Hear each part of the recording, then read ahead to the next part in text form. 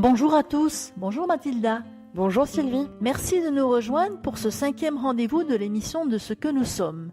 Vous n'êtes peut-être pas concerné par le thème abordé aujourd'hui, mais vous connaissez peut-être dans votre entourage des personnes touchées par un handicap moteur survenu à la suite d'un accident. C'est souvent un grand changement de vie qui demande à la personne concernée de s'adapter à la situation, à appréhender le monde avec ses limites et ses capacités. Des étapes sont indispensables pour apprendre à vivre autrement. Le patient passe par différentes phases que nous décrirons tout au long de l'émission. L'idée d'aborder ce sujet nous est venue par le groupe de travail handicap du CCAS de la mairie de Velot, en partenariat avec le Ciné-Club, qui ont organisé une soirée cinéma avec le film Patient de Grand Corps Malade, suivi d'un débat. Cette rencontre et les questions qui ont été posées pendant la soirée montrent l'intérêt du public pour ces drames personnels, familiaux, qui bouleversent le parcours de vie. Vos témoignages, encore une fois, seront très précieux et vos récits de vie viendront nous éclairer sur vos ressentis, vos émotions, qui sont très variables selon les personnes. L'émission va se découper en 3 étapes qui vont s'opérer lorsqu'une personne est touchée brutalement par un accident de vie. Le choc tout d'abord avec la réalisation ou la dénégation selon le cas, puis la construction ou la rééducation pour appréhender un nouveau corps, et ensuite l'adaptation de cette nouvelle vie à l'extérieur du centre de rééducation. Sylvie, comment est-ce qu'on réagit face à un accident de la vie ?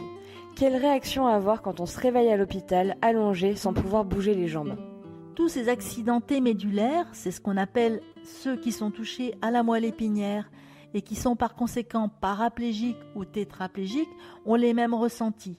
Un corps inerte, immobile, puisque la moelle épinière est touchée, et avec un manque de sensibilité au toucher. L'état physique est diminué, certes, encore sous un état de choc, avec parfois des difficultés respiratoires et autres traumatismes.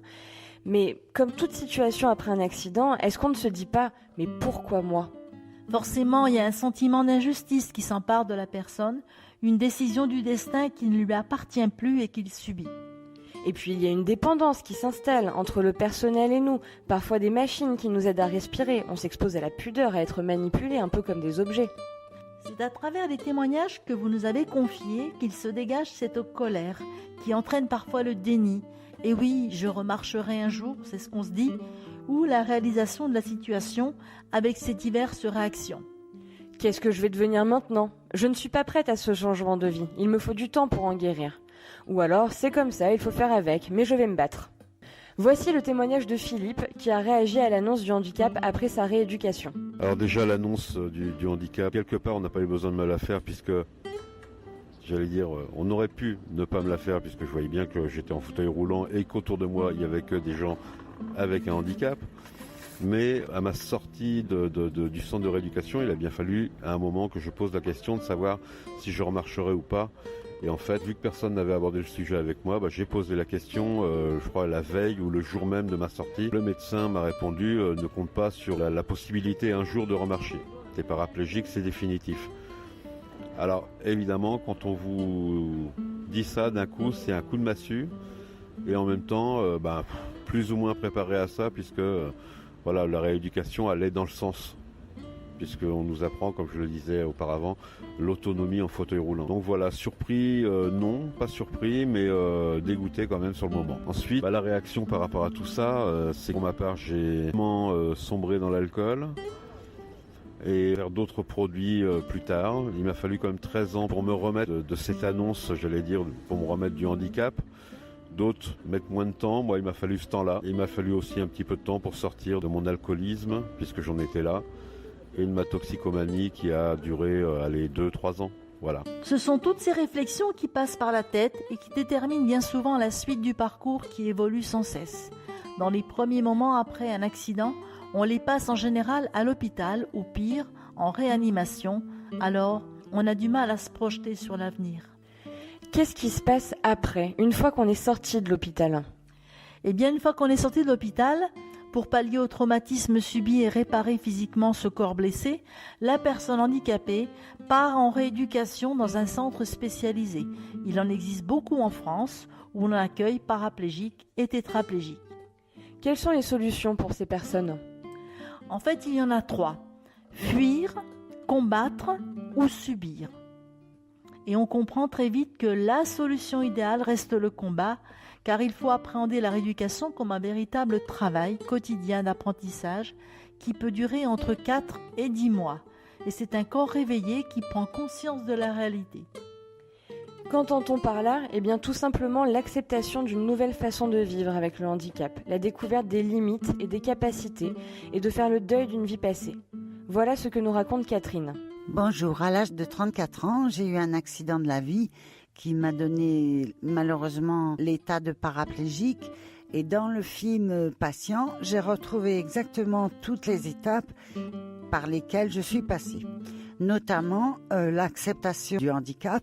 Et ça, par contre, moi, je l'ai très mal vécu parce que le kinésithérapeute et le rééducateur fonctionnel de l'hôpital où j'étais me disaient tous les jours « Faites le deuil de vos jambes ». Et cette phrase, elle m'a poursuivie pendant au moins 6 mois de ma vie. Mais moi, j'avais dans ma tête de me battre jusqu'au bout, comme grand corps malade, pour m'en sortir. Et moi, au contraire, plus il me disait « faites le deuil de vos jambes », plus j'avais envie de remarcher. Donc, je m'étais mis dans la tête que je mettrais toutes les chances de mon côté pour remarcher. Et 2 ans après mon accident, après la rééducation et le retour à la maison, je me suis même fait réopérer de la moelle épinière en espérant cette fois-ci retrouver l'usage de mes jambes. Bon, malheureusement, ça n'a pas marché. Aujourd'hui, ça fait 25 ans de fauteuil et je vis grâce à mon entourage, mes amis et surtout mon mari qui m'aide beaucoup. C'est ainsi qu'avec ses propres forces et celles que nous procure l'entourage, que la rééducation prend forme. En quoi consiste cette rééducation ? Mais pendant la rééducation, on sollicite beaucoup ce corps. Entre les séances de musculation, les exercices d'apprentissage des transferts, passer du lit au fauteuil, la toilette, l'habillage, tous ces gestes quotidiens qu'il faut réaliser autrement, avec plus de lenteur et plus de difficulté. Mais j'imagine qu'on n'est pas tout seul. En effet, la prise en charge par une équipe médicale est importante car elle assure notre réussite, trouve les mots qu'il faut pour nous motiver, évalue à chaque étape nos progrès réalisés et détermine avec beaucoup de bienveillance nos capacités. C'est un travail d'équipe qui nous unit et qui donne finalement cette force. On se sent soutenu et épaulé. Le kiné, l'ergothérapeute, les infirmières, les aides-soignantes deviennent des personnes que l'on côtoie le plus. Ils sont très proches de nous, presque intimement, j'allais dire. On partage à la fois les doutes, les espoirs, les peines, les joies. Et ces mois de rééducation, finalement, restent d'un bon souvenir. Écoutons ce qu'en dit Philippe. Comment a-t-il vécu ces mois de rééducation ? Quels sont ses souvenirs agréables ou désagréables ?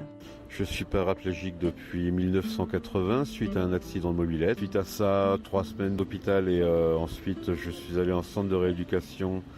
J'habitais à l'époque en Loire-Atlantique. On m'a envoyé en centre de rééducation en Bretagne, à Kerpap, qui à l'époque était le plus grand centre de rééducation d'Europe. La rééducation au moment décisif puisque c'est là qu'on réapprend autonomie.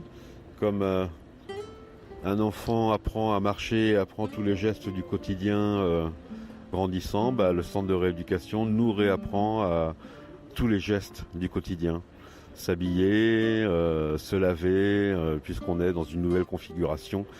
Donc voilà, c'est très important. Souvenir agréable du centre de rééducation, c'est les rencontres, surtout. De rendre compte que les possibilités en fauteuil roulant sont multiples, contrairement à ce qu'on croit. Côté désagréable, c'est tout ce qu'on apprend aussi du fait pour ma part, de la paraplégie, qui reste jusqu'à maintenant le truc le moins fun du handicap, c'est-à-dire l'incontinence, pour moi.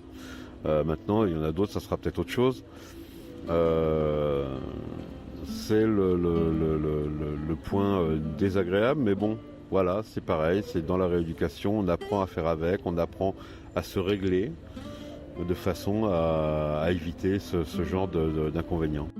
Même si chacun avance à son allure, on retrouve la résilience, chère à Boris Cyrulnik, phénomène qui se produit lorsqu'on est face à un traumatisme. Cette manière de trouver les ressources nécessaires, à la fois physiques, on vous rappelle que le corps est fatigué, mais aussi mental, le traumatisme de l'accident est encore récent, pour rebondir et concentrer son énergie à sa rééducation. Il y a des jours plus ou moins efficaces et il faut être très patient car les progrès parfois sont lents. Les sorties organisées à l'extérieur se font progressivement. Affronter le regard des autres, découvrir une vie sociale parfois hostile ou inaccessible, les premières confrontations avec la réalité sont parfois brutales et chacun a sa manière de réagir. Car effectivement, un jour ou l'autre, il va falloir envisager une sortie de la rééducation, envisager une nouvelle vie à l'extérieur. C'est notre 3e étape. À la vue des témoignages, c'est un retour qui se prépare avec un changement de vie professionnelle, familiale, matérielle, sociale. J'ai posé la question à Philippe, à la sortie, quelles sont les difficultés auxquelles tu étais confronté ? À la sortie des centres de rééducation, les premières difficultés que j'ai rencontrées en fait, c'est le regard des gens. Puisqu'à l'époque, on était, je vous le rappelle, en 1980, à l'époque, on ne voyait pas beaucoup de personnes handicapées dans les rues, et pour cause, les villes n'étaient pas accessibles, et il aura fallu encore beaucoup de temps avant que ce le soit. Donc le regard des gens, ensuite ma mère, ma mère qui aurait voulu cocooner, donc je suis très vite parti de chez mes parents, parce que sinon, je serais sans doute toujours pas autonome. Et le fin de l'autonomie, c'est quand même la possibilité de pouvoir conduire son propre véhicule. Quand je suis sorti de centre de rééducation, je n'avais que 17 ans. Donc je n'avais pas mon permis et c'est plus tard que j'ai pu le passer. Et heureusement, ce qui m'a permis de pouvoir bouger et d'aller habiter ailleurs surtout. Voilà. Alors avant mon accident, j'étais apprenti horticulteur, paysagiste pour si ça peut être plus clair. Ensuite, en sortant de ce centre de rééducation, je suis allé dans un centre de réadaptation professionnelle. C'est un joli nom pour nous dire qu'on essaye de vous orienter vers des trucs qui pourraient éventuellement vous intéresser. Et à la finale, j'ai fait des propositions qui ont toutes été refusées et on voulait m'envoyer dans un autre centre, l'autre bout de la France, pour faire du montage câblage en électronique. Et en fait, c'était ni plus ni moins, après avoir visité une usine, c'était ni plus ni moins que du travail d'usine. Je n'ai pas voulu de ça. Donc une vie professionnelle, à la finale, j'en ai pas eu. J'ai préféré vivre comme ça. J'avais de quoi vivre, donc pourquoi aller bosser? C'est ce que je me disais au départ. Et par la suite, voilà quoi, j'en suis resté là. Je me suis plutôt orienté vers le bénévolat dans les associations. J'en suis content parce que ça m'a beaucoup apporté finalement. Pour Catherine, c'est une reconstruction avec les autres. Grâce aux manifestations du groupe de travail handicap, ça m'a permis d'avoir le sentiment d'utilité, le sentiment du regard des autres qui a changé sur moi. Et surtout, je me sens comme tout le monde. Comme on peut le voir, chaque parcours de vie est différent et chacun, selon ses capacités, son ressenti, avance plus ou moins lentement. Merci à Catherine et Philippe pour leur témoignage, de belles histoires souvent douloureuses, mais dont on ressort grandi. C'est aussi ce que raconte le film Patient de Grand Corps Malade sorti en 2017. Est-ce que tu peux nous faire le résumé du film ? Le film consiste à se laver, s'habiller, marcher, jouer au basket. Voici ce que Ben ne peut plus faire à son arrivée dans un centre de rééducation suite à un grave accident. Ses nouveaux amis sont tétra, para, trauma crânien, bref, toute la crème du handicap. Ensemble, ils vont apprendre la patience. Ils vont résister, se vanner, s'engueuler, se séduire, mais surtout trouver l'énergie pour réapprendre à vivre. Patient est l'histoire d'une renaissance, d'un voyage chaotique, fait de victoires et de défaites, de larmes et d'éclats de rire, mais surtout de rencontres. On ne guérit pas seul. Notre dernière partie d'émission sera consacrée à la projection du film qui a eu lieu le vendredi 23 mars à la Maison pour tous de Velo et qui a suscité un vif intérêt. Nous avons voulu savoir quelle a été la motivation à la fois du groupe de travail handicap du CCAS de Velo et du Ciné-Club pour organiser une telle manifestation. Nous allons écouter Brigitte Leblond du Centre communal d'action sociale. Bonjour, Brigitte Leblond du CCAS de Velo, agent administratif. À la volonté politique de l'adjoint de l'époque, je pense aux environs de 2003-2004, il a été décidé donc, de créer des groupes de travail, donc seniors, famille et handicap. Donc en ce moment, effectivement, depuis ces années, nous essayons de faire des manifestations liées bien sûr autour du handicap pour montrer un petit peu effectivement le quotidien, la vie des gens, les faire participer et voir ce que c'est que d'être handicapé. Avec la mairie, on a un budget qui nous est alloué pour faire ces manifestations. Puis, au tour de Gérard Sarda, responsable du groupe Travail Handicap, de nous parler de ses objectifs. Je suis Gérard Sarda, responsable du groupe de travail handicap du CCAS de Velot. Pour quelle raison avoir un groupe de travail handicap au niveau de la mairie? Pour essayer de faire changer le regard sur le handicap. Pour cela, organiser des manifestations qui mettent ensemble des personnes valides et des personnes non valides. Donc depuis quelques années, depuis 2008 je pense, nous avons organisé plusieurs manifestations dans le domaine culturel, danse, musique, opérette, dans le domaine sportif également. Et nous avons essayé chaque fois d'associer des associations de vélo, de personnes valides, à notre groupe de travail handicap. De façon à mobiliser les gens sur cette idée que la personne handicapée est une personne ordinaire. Et voilà, ça n'est pas parce qu'on est handicapé qu'on n'a pas la possibilité de faire plusieurs choses. Le seul souci des personnes handicapées, c'est la mobilité. Quelquefois, l'accessibilité ne correspond pas. Voilà. Nous, on est en amont de ça. On essaye effectivement de faire participer les gens valides et des gens handicapés autour d'une activité commune. Là, cette fois-ci, ça sera des projections de films. Alors, nous avons déjà projeté un documentaire qui se passe en République démocratique du Congo, qui s'appelle Benda Bilili, qui raconte la vie d'un groupe de musiciens qui, pour s'en sortir, travaillent à la musique et réussissent à organiser des concerts au niveau de toute l'Europe.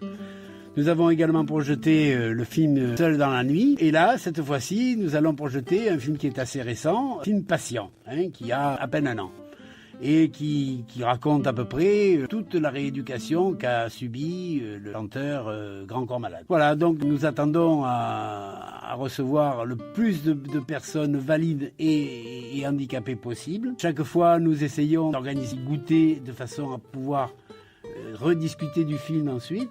Sans la collaboration du Ciné-Club de Velot, la projection ne peut avoir lieu. Jean-Pierre Lemoine, son président, nous explique pourquoi. Je suis Jean-Pierre Lemoine, président du Ciné-Club de Velot. Et pour la 3e année, nous participons à la projection avec le groupe GTH, donc sur un film sur l'handicap. Nous faisons cette association parce que nous avons, au sein de notre association, donc le Ciné-Club, le but de faire des projections de films pour connaître la culture et faire qui suit donc la culture avec un débat qui suit le film et qui a fait une animation spécifique donc à un ciné-club. Donc notre association avec le groupe GTH permet également donc d'amener notre matériel mobile qui permet donc d'assurer la projection sur tout lieu.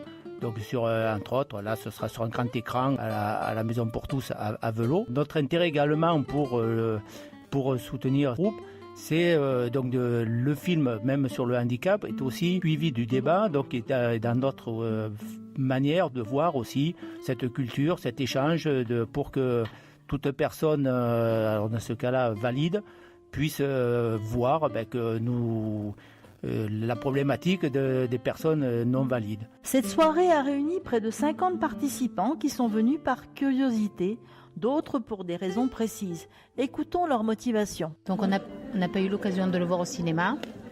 Et nous, Grand Corps Malade, on aime bien le chanteur. Donc voilà, on voulait découvrir le film. C'est un film que j'ai vu, dont j'ai vu un peu la promotion, qui m'avait fait envie d'aller voir et dont j'ai pas eu l'occasion de voir. Alors moi je suis enseignante en bac pro service aux personnes. Donc c'est vrai que je voulais découvrir le film aussi pour moi et aussi pour me dire peut-être que ça pourrait intéresser mes élèves à terme, que je pourrais l'exploiter moi pendant mes cours aussi. Et je trouve que c'est une très bonne initiative, d'où ma venue ce soir. Moi quand j'étais mon papa était handicapé suite à un accident de voiture quand j'étais enfant. Et je voulais voir un peu ce film-là pour voir un peu ce qu'il a vécu aussi pendant son accident et un peu mieux comprendre, vu que ça a toujours été un peu un tabou, cet accident, pour comprendre l'épreuve qu'il a vécue et un peu plus mettre à sa place. Voilà le but de ma présence ce soir. Oui, en fait, ce qui m'a décidé, c'est le film, c'est le titre du film, le sujet et l'opportunité de le voir, puisque j'ai pas eu le temps d'y aller lorsqu'il est sorti en salle. Donc voilà, je prends le temps et maintenant je le vois et je vous dirai après s'il était bien, s'il m'a plu, s'il m'a convaincu des critiques qui ont pu avoir lieu à ce moment-là. Puis, une fois le film terminé, nous avons profité du temps de partage convivial proposé pour interroger quelques personnes et connaître leurs réactions. Plus touché, c'est le dynamisme de l'acteur principal, vraiment comment dire, c'était communicatif, quoi, et cette envie de vivre. La première des choses, la première image, c'est la gêne de la mère quand elle voit son fils qui ne peut plus bouger. Elle n'arrive plus à communiquer, on voit qu'il y a un problème de communication. Ça, c'est ce qui m'a le plus marqué au départ. Ensuite, après, c'est la banalisation de leur situation, en fait. Parce qu'ils ont envie de vivre comme les autres, et donc il faut abstraction de leur condition de handicap, parce que pour eux l'important c'est ce qu'eux ils sont intérieurs. Ça et on le voit tout le long du film, de banaliser, mais surtout eux la crainte qu'ils ont c'est le regard des autres, et dans des films comme ça et dans des actions comme ça, on s'aperçoit que, et c'est dans les écoles surtout, que le regard change par des actions comme ça, et ça c'est flagrant, et ça commencera par les enfants qui, eux, éduqueront leurs parents dans ces rapports-là qu'il y a avec le handicap. Ce qui est beau dans ce film, en fait, c'est la résilience des personnes qui trouvent en fait une autre activité ou quelque chose d'autre pour rebondir. Ce que j'ai aimé dans le film, c'est le mélange de l'humour et puis des choses sérieuses, et de montrer tout ce que peut être la vie d'une personne avec ce handicap. Après, je trouve qu'il y a beaucoup d'amour, et beaucoup d'amour dans les équipes soignantes, et beaucoup d'amour entre eux, et voilà, c'est ça qui me touche. Ce qui m'a touchée dans ce film, c'est d'abord la vraisemblance des situations.